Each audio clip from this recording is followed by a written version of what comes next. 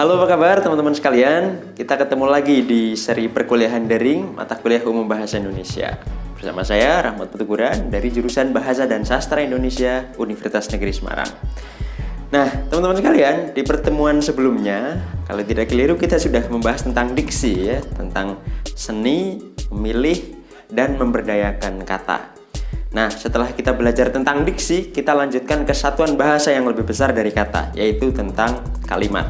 Jadi hari ini kita akan membahas tentang kalimat yang efektif. Sasarannya adalah supaya teman-teman bisa menyusun kalimat yang baik, kalimat yang efektif. Mungkin tampaknya sederhana ya, menulis kalimat yang efektif. Karena keterampilan ini kan sudah dilatihkan sejak teman-teman SD, SMP, SMA. Dan hari ini di perguruan tinggi kita pelajari lagi nulis kalimat yang efektif. Walaupun kelihatannya sepele, tetapi teman-teman bisa buktikan hari ini banyak orang yang belum bisa menulis kalimat secara efektif. Lihat saja misalnya tulisan-tulisan di skripsi, di karya ilmiah para dosen bahkan, di buku teks, di buku pelajaran, artikel-artikel di internet, kadang-kadang banyak yang belum menggunakan kalimat secara efektif. Nah, hari ini kita akan pelajari ciri kalimat efektif itu bagaimana sih dan bagaimana cara kita bisa menuliskannya.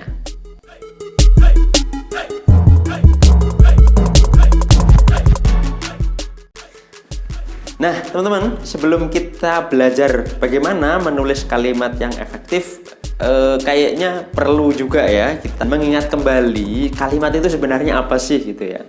Karena kalimat ini didefinisikan beragam oleh para ahli. Kita perlu sepakati dulu nih kalimat yang dimaksud itu apa ya. Kita gunakan versi Kamus Besar Bahasa Indonesia yang menurut saya itu versi yang sangat moderat ya.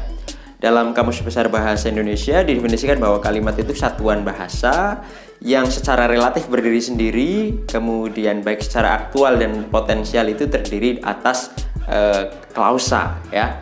Kalau diucapkan itu diakhiri dengan intonasi akhir, dan kalau ditulis diakhiri dengan tanda titik.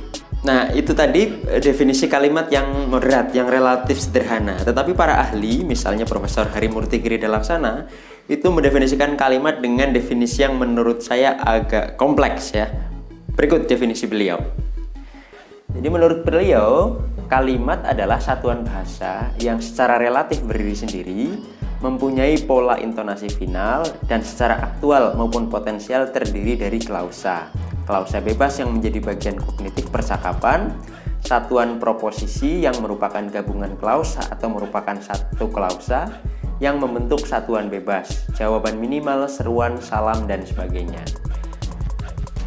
Nah, kalau menurut Profesor Harimurti Girida Laksana tadi, salam, seruan yang sering kita ucapkan itu termasuk bagian dari kalimat.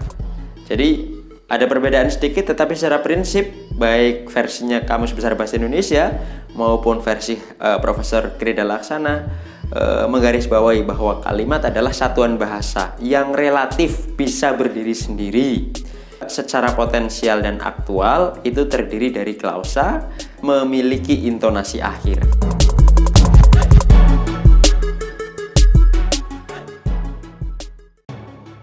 Nah, teman-teman, berikutnya setelah kita definisikan atau memahami definisi kalimat, kita coba mengingat kembali jenis-jenis kalimat ya.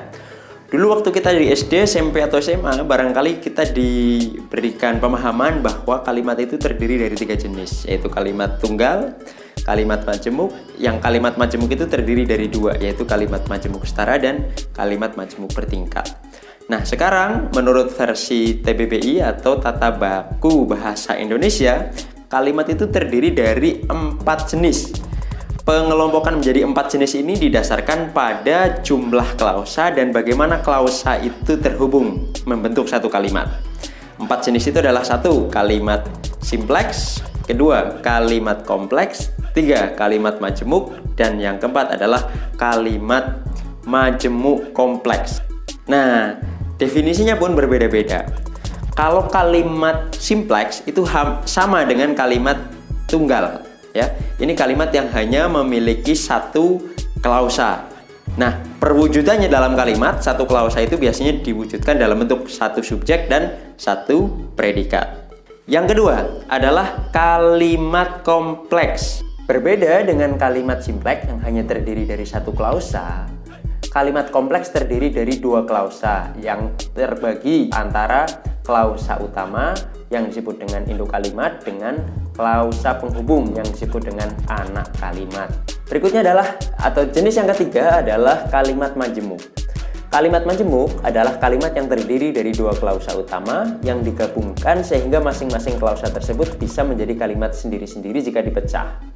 Nah, jenis kalimat yang keempat adalah kalimat majemuk kompleks. Kalimat majemuk kompleks adalah kalimat yang terdiri dari 3 atau lebih klausa dengan komposisi 2 klausa adalah klausa utama dan satunya adalah klausa penghubung. Nah, demikian penjelasan kalimat versi Tata Bahasa Baku Bahasa Indonesia yang agak berbeda dengan pelajaran-pelajaran bahasa Indonesia yang kita pelajari di masa lampau tampaknya ya. Oleh karena itu perlu diendapkan, dijernihkan bahwa kalimat hari ini terdiri dari 4 jenis.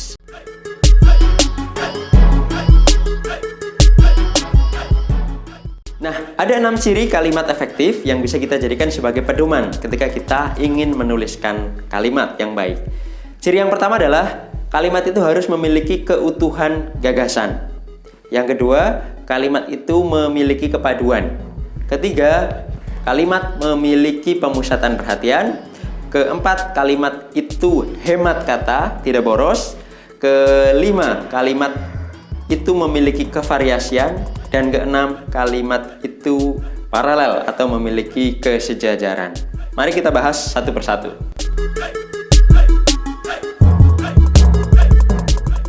Baik teman-teman sekalian, kita bahas ciri yang pertama. Kalimat yang efektif itu mestinya memiliki keutuhan atau kesatuan gagasan. Dalam bentuk yang ideal, kalimat itu setidak-tidaknya terdiri dari 2 unsur, yaitu subjek dan predikat. Maka dalam sebuah kalimat yang utuh, subjek dan predikatnya itu harus jelas. Mana subjek dan mana predikatnya. Nah, kalau dalam satu kalimat itu ada unsur lain selain subjek dan predikat, tentu saja unsur lain itu juga harus memiliki fungsi yang jelas. Misalnya, jika ada keterangan atau jika ada pelengkap, maka subjek, predikat, keterangan, pelengkapnya harus jelas. Baik, teman-teman. Ciri yang kedua, kalimat yang efektif adalah kalimat itu memiliki kepaduan, ya. Kalimat itu terdiri dari beberapa unsur, ya. Unsurnya bisa berupa kata, bisa berupa frasa, atau bisa beberapa klausa. Nah, untuk menjadi kalimat yang baik, unsur-unsur itu harus terhubung secara logis, terhubung secara jelas. Nah, ciri yang ketiga pada kalimat yang efektif adalah memiliki pemusatan perhatian. Tadi saya contohkan di awal bahwa kalimat yang baik itu, kalau itu berupa kalimat kompleks, terdiri dari kalimat induk dan kalimat anakan. Nah, dalam satu struktur kalimat yang kompleks atau majemuk kompleks, kita harus tegaskan bagian mana dari kalimat itu yang merupakan bagian utama atau pesan utamanya, dan bagian mana yang merupakan kalimat anak atau anak kalimat, ya. Nah, teman-teman, ciri yang keempat pada kalimat yang efektif adalah hemat. Dalam konsep yang sangat sederhana, hemat itu menggunakan kata-kata dengan seefisien mungkin. Jadi dalam sebuah kalimat tidak boleh ada kata-kata yang mubazir. Bagaimana cirinya kata yang mubazir itu?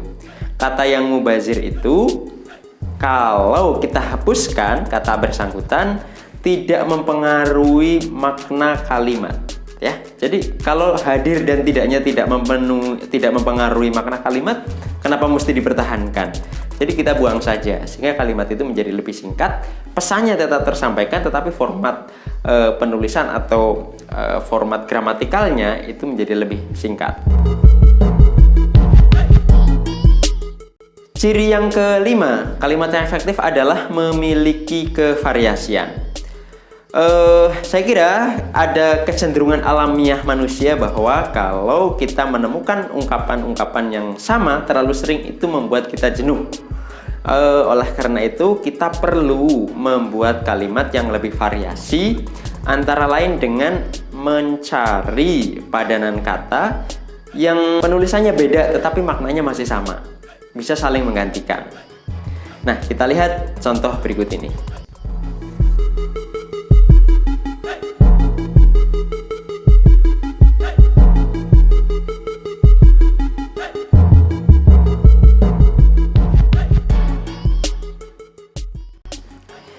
Nah, ciri terakhir pada kalimat yang efektif adalah kalimat itu memiliki kesejajaran atau paralelisme. Saya menafsir begini, kalimat yang sejajar itu jika memiliki 2, 3, atau unsur lain yang disejajarkan atau diparalelkan, maka mereka berasal dari kelas kata yang sama. Jika mereka menggunakan verba, unsur-unsur yang disejajarkan itu menggunakan verba semua. Jika menggunakan adjektiva semua. Jika menggunakan nomina, mereka menggunakan nomina semua. Kita lihat contoh berikut ini.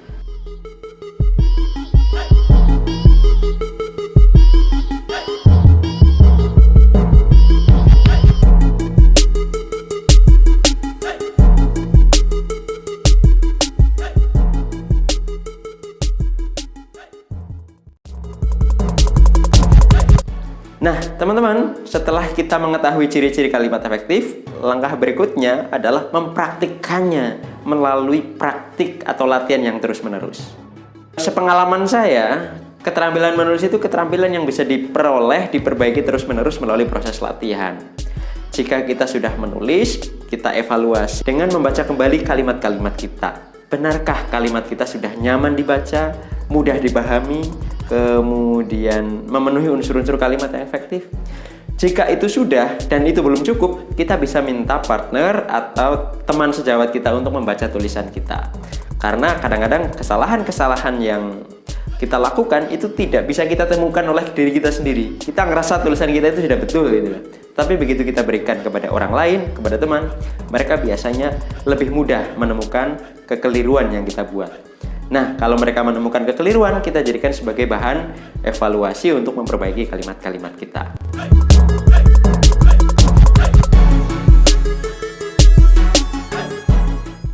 Nah, saya percaya betul bahwa kemampuan menulis kalimat yang efektif ini akan meningkatkan secara signifikan kemampuan komunikasi kita. Oleh karena itu, kalau kita mempelajari dengan serius penulisan kalimat yang efektif, saya kira kita akan memperoleh banyak manfaat darinya. Kita ketemu lagi di perkuliahan yang akan datang. Terima kasih. Assalamualaikum warahmatullahi wabarakatuh.